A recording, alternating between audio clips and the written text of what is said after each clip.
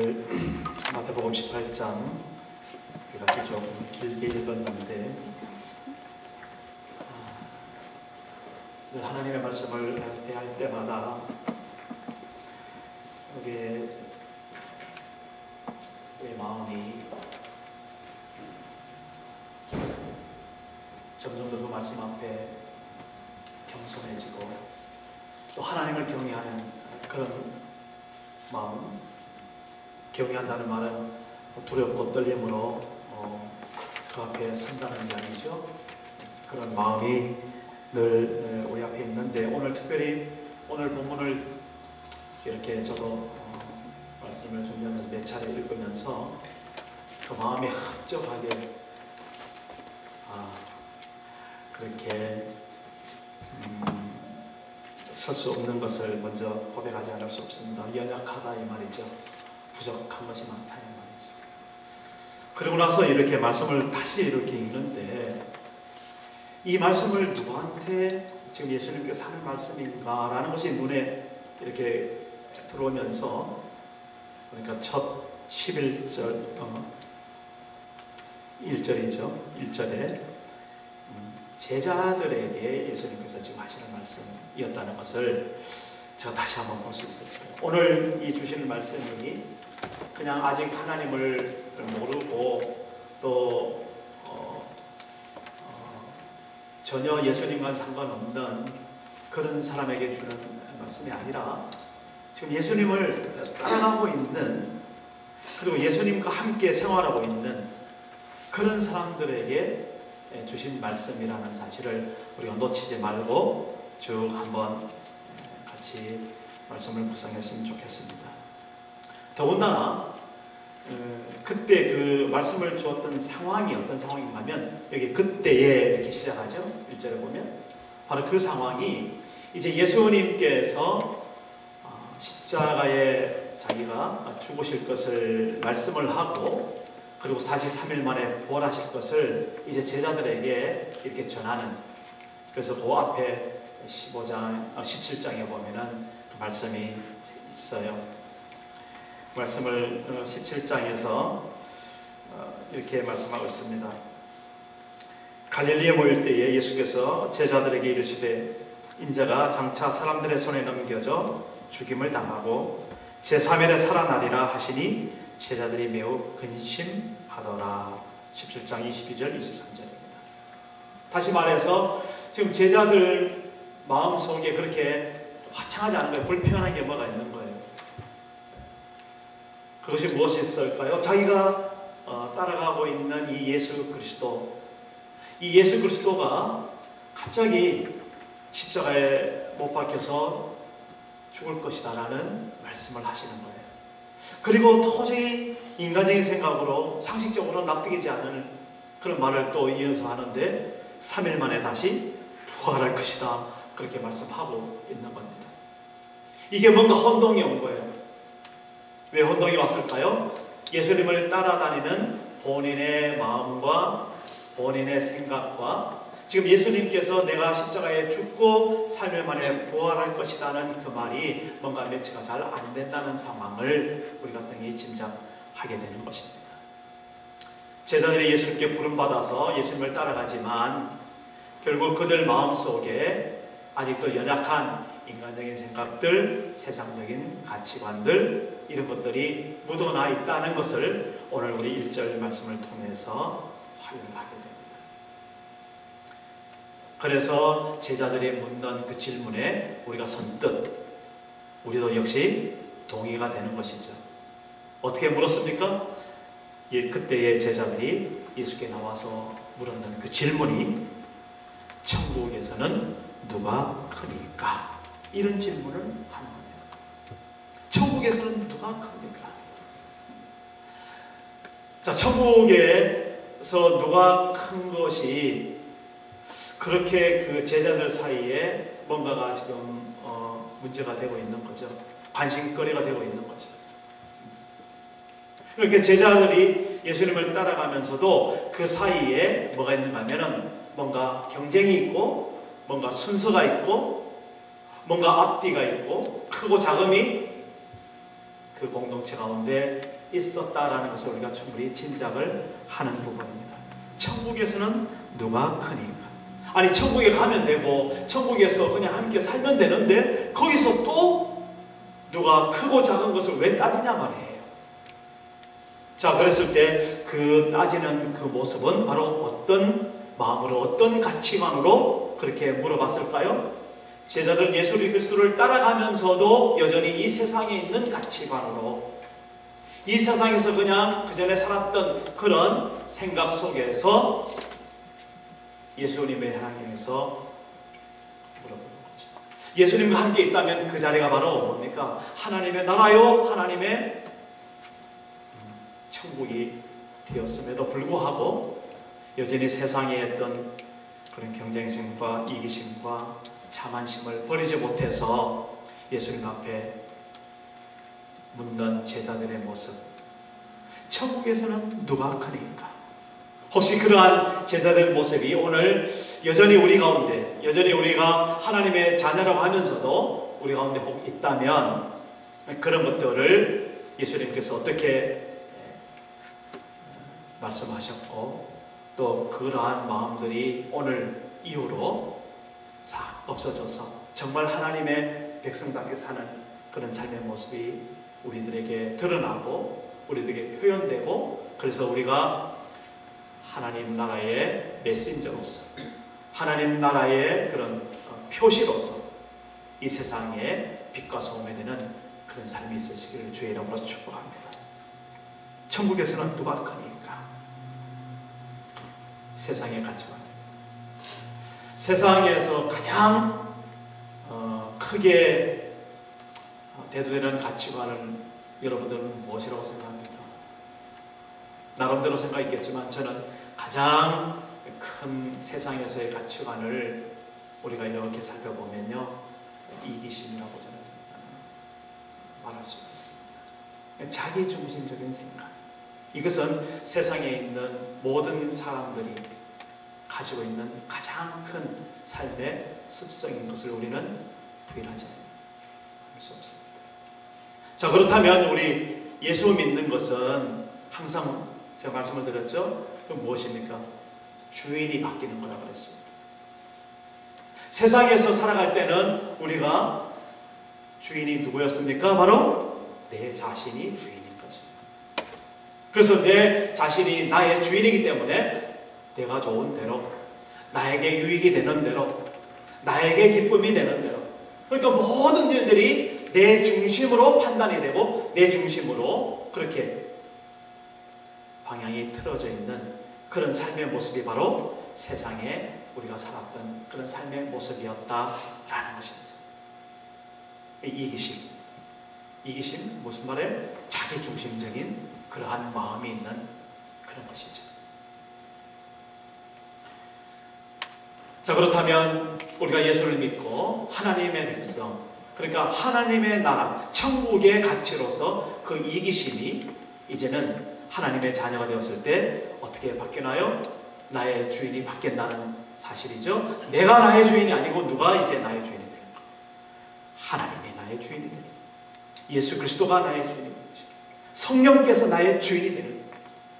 하나님께서 나의 주인이 되었을 때 나는 그 주인을 의뢰하고 존중하고 순종하고 따라가는 그런 삶을 살기로 작정하는 사람, 이런 사람이 바로 예수 그리스도를 주님으로 모신 하나님의 백성이다라는 것이죠.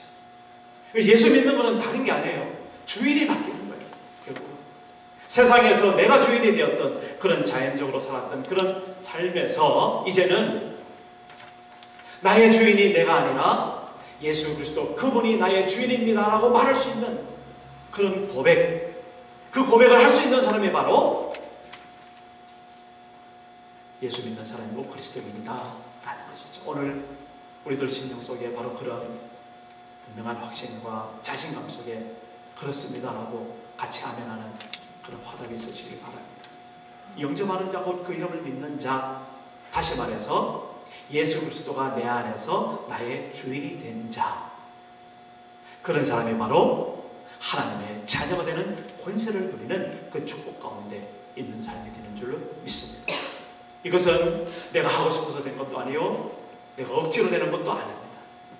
하나님의 은혜와 하나님의 사랑과 하나님의 부르심 속에서, 하나님의 축복 속에서 우리가 그런 길로 지금 걸어가고 있는 그런 삶의 모습이 있다는 사실, 여기에 오늘 이 아침에, 이 아침은 아니죠, 이 오후에 우리 감격하시길 바랍니다. 어쩌여 내가 예수를 믿는 그 길로 들어서게 됐는가? 어쩌여 내가 하나님의 천국 백성의 길로 들어서게 됐는가?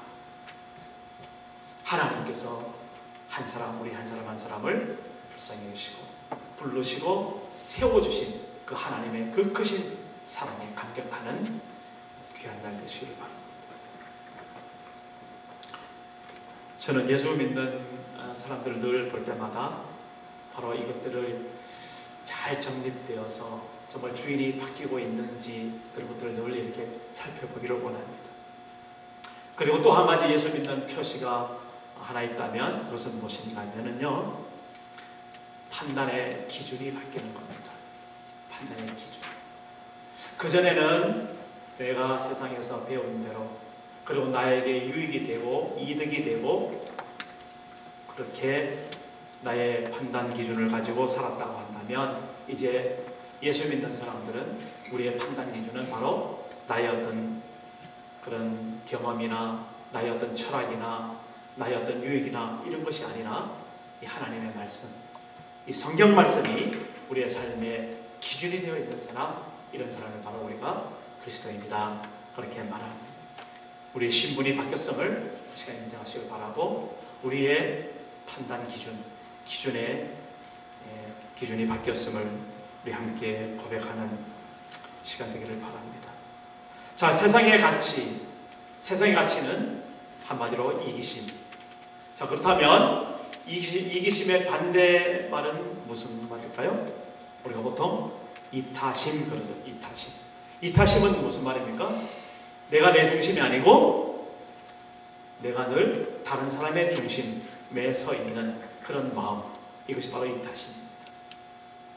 바로 그런 마음이 하나님 나라 천국의 그런 기준이 되고 그런 가치가 되어줄 줄 믿습니다. 바로 그 가치를 예수님께서 제자들에게 오늘 직접적으로 가르쳐 주시기를 원하는데, 한 시청각을 동원합니다. 하나의 예를 딱 동원해서 한 어린아이를 그 앞에다 세워놓습니다. 어린아이를 세워놓고 하시는 말씀이, 진실로 너희에게 이르노니 너희가 돌이켜 이 어린아이와 같이 되지 아니하면 결단코 천국에 들어가지 못하리라. 무시무시한 말씀을 하는 겁니다. 지금 예수님께서 그 제자들과 함께 어느 길로 향하고 있어요? 하나님 나라에 들어가는 천국의 길로 향하고 있습니다. 그 길목에서 지금 이 제자들이 천국에서는 누가 큰 자입니까?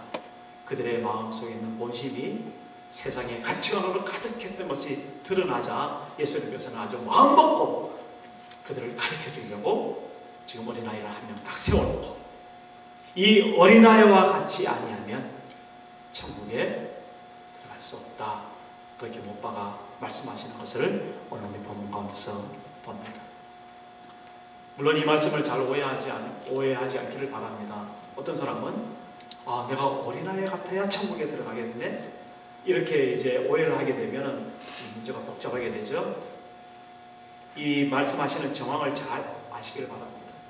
이 어린아이를 통해서 제자들에게 충격을 주고 천국의 모습이 어떤 모습인지를 가르쳐주기 위해서 아주 이렇게 엄한 말씀을 하신다는 사실을 다시 한번 기억하시기 바랍니다. 우리 천국은 어떻게 들어가죠? 믿음으로 들어간다고 그랬죠. 어떤 믿음입니까? 예수 그리스도를 영접하는, 예수 그리스도를 자기의 주인으로 삼는 그 믿음 가운데 우리는 천국 백성이 되는 줄 믿습니다. 그러나 오늘 여기에 예수님께서 이 어린아이와 같지 않으면 천국에 들어갈 수 없다라고 말씀하신 것은 바로 그 제자들 여전히 하나님 나라에 가는 길에 있음에도 불구하고 세상의 가치관으로 살아가는 그 제자들에게 충격을 주는 그런 말씀으로 오늘 우리가 받아들였을 때, 오늘 우리에게도 우리가 여전히 세상의 가치관으로 살아가면서 그리스도입니다 라는 그런 착각 속에 혹 우리가 젖어 있는 우리의 마음과 우리의 생각이 있다면 오늘 이 말씀이 우리에게 도전이 되는 그런 말씀이 될 줄 믿습니다. 예수를 모르는 그런 사람들에게 했던 말씀이 아니죠. 지금 분명히 예수님을 따라가고 있는 제자들에게 했던 이 말씀인 것입니다. 오늘 우리도 이 말씀은 세상에 있는 오늘날에도 아직 하나님을 모르고 예수를 영접하지 않고 아직 천국을 모르는 그런 사람들에게 했는 그런 말씀이 주어지는 말씀이 아니라 바로 하나님의 백성이라고 말하는 우리들에게 하나님께서 충격을 주신 그런 말씀으로 우리가 받아들여야 될 줄 믿습니다. 그러면서 4절에 이렇게 말씀했어요. 누구든지 어린아이와 같이 자기를 낮추는 사람이 천국에서 큰 자입니다. 대답을 해주셨죠? 천국에서 누가 큰 자인가? 누굽니까? 바로 이 어린아이와 같이 자기를 낮추는 자가 천국에서 큰 자가 된다라는 것입니다. 결국 이 말씀은 무슨 말씀입니까? 겸손의 사람을 말하고 있죠. 어떤 겸손입니까?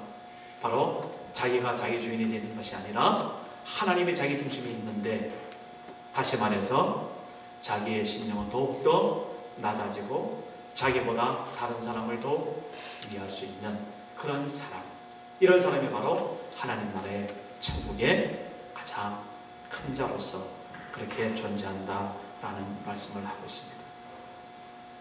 우리가 어린아이를 이렇게 볼 때 여러분 어떠세요? 어린아이들의 마음이 참 겸손하던가요? 순박한 것은 맞죠. 근데 요즘에 이렇게 보면은 참 어린아이들도 보통이 넘는 애들 참 많이 있어요. 그래서 어떨 때는 겸손한 게 아니라 얼마나 자기에 대한 어떤 프라이드와 그런 것들을 많이 가지고 살아가는데, 물론 좋아요. 좋지만은, 그러나 그 어린아이들의 모습을 가만히 보면은 가장 대표적으로 우리가 살펴볼 수 있는 것이 의존성입니다. 의존성. 어린아이들은 혼자서 살 수가 없죠. 그래서 그들은 곧잘 주변에 어머니가 있는지 부모가 있는지 늘 살피면서 그렇게 노는 모습을 우리가 보게 됩니다.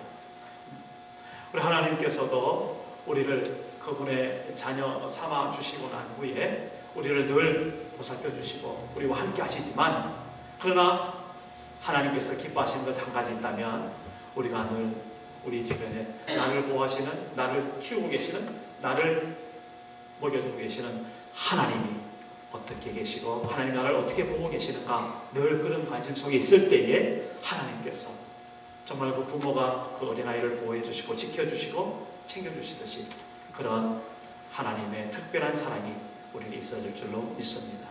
그 가운데서 그 어린아이의 특성 한 가지를 예수님께서 말씀하셨는데, 겸손함.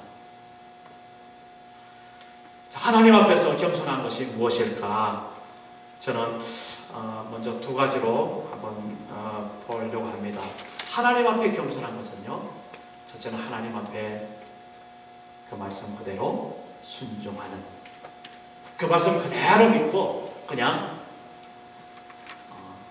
다른 의견 없이 그 말씀대로 살아가는, 그 말씀대로 지켜 살아가는, 그것이 바로 하나님 앞에 겸손이고 하나님 앞에 기쁨이 될 줄 믿습니다. 여러분 어떻게 살아가세요? 지금까지 살아왔던 경험으로 살아가십니까? 아니면 배웠던 학식으로 살아가십니까? 아니면 내가 가지고 있는 돈으로 살아가십니까? 무엇으로 살아가세요? 여러분들은 정말 살아가는 근거는 어디에 있습니까? 우리 오늘 겸손함을 다시 한번 하나님 앞에 갖추기 위해서 이렇게 고백했으면 좋겠습니다.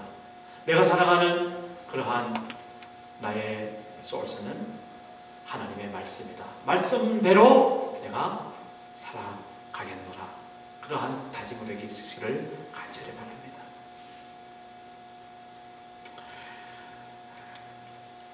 언제든지 우리를 하나님의 귀한 자녀로서 그렇게 자랑스럽게 생각하는 하나님의 그런 모습을 우리가 어디에서 발견할 수 있습니까? 세상 가운데 나의 어떤 잘난 모습으로 살아가는 것이 아니라, 그것이 하나님의 말씀이기 때문에 나는 세상에서 가끔은 조롱하고, 가끔은 무시받아 하기도 하고, 가끔은 정말 위태하다고 하지만, 그러나 그럼에도 불구하고 하나님 말씀을 믿는 믿음 안에서 내가 그 말씀대로 순종하며 살리라고 선포했을 때에 하나님께서 그 모습을 보면서 가장 극적하게 우리를 받아주시고 기뻐하시는 그런 모습인 것입니다. 두 번째로, 겸손한 것은 무엇일까? 겸손한 것은요, 우리의 허물을 그대로 인정하는 것이 하나님 앞에 겸손하다, 이렇게 말할 수 있습니다. 하나님의 말씀대로 따라서 살아가다 보면은요, 우리가 그 말씀 그대로 잘 따라갈 수 없을 때가 많이 있죠. 결국은 우리의 연약함과 우리의 부족함과 우리의 허물이 드러난단 말이에요. 그런데 어떤 사람은 그것을 자꾸만 다른 것으로 감추려고 하는 거예요. 그럴 필요 없다는 것이죠. 하나님 앞에 겸손함이, 다시 말해서 자기의 연약함과 부족함을 하나님 앞에 그대로 드러내는, 그래서 그것이 하나의 하나님 앞에 기도가 되어지는 그러한 사람, 하나님 앞에 겸손한 사람이다라는 것입니다.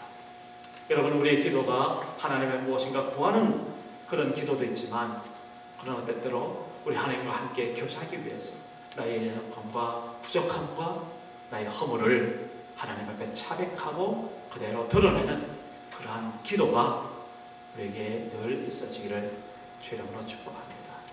그래서 우리가 하나님 앞에 겸손하게 했을 때 좀 하나님의 말씀대로 따라 살고, 그리고 우리의 연약함을 감추지 않고 그대로 고백할 줄 아는, 자백할 줄 아는 그런 사람, 하나님 앞에 겸손한 사람인 줄 믿습니다. 우리 어린아이들 가만히 살펴보세요. 우리 어린아이들이 언제 가장 이쁩니까? 부모님 말씀 따라 그대로 그 말씀대로 살아갈 때 얼마나 부모가 보시기에 여겨질까요? 그리고 또한 자기가 잘못했는 것을 부모님은 다 뻔하게 보고 있는데 자꾸 거짓말하지 않고 그대로 자기의 부족함과 연약함을 드러내고 부모님에게 용서를 구하실 때 그 부모님은 그 어린아이를 언제든지 받아줄 수 있고, 언제든지 격려해 줄 수 있고, 언제든지 세워줄 수 있는 그 마음이 바로 부모님의 마음이죠. 마찬가지로 우리 하나님께서도 오늘 우리들에게 그렇게 요구하신다는 겁니다. 하나님 말씀을 따라 살 때 하나님께서 우리 삶을 보장해 주실 것이고, 우리 연약함과 부족함을 하나님 앞에 자백할 때 하나님께서 그것을 용서해 주실 뿐만 아니라 그것을 통해서 하나님의 큰 기적과 역사를 경험할 수 있는 그러한 하나님의 사람으로 세워주신다는 사실 잊지 마시기를 바랍니다. 이것이 바로 하나님의 나라,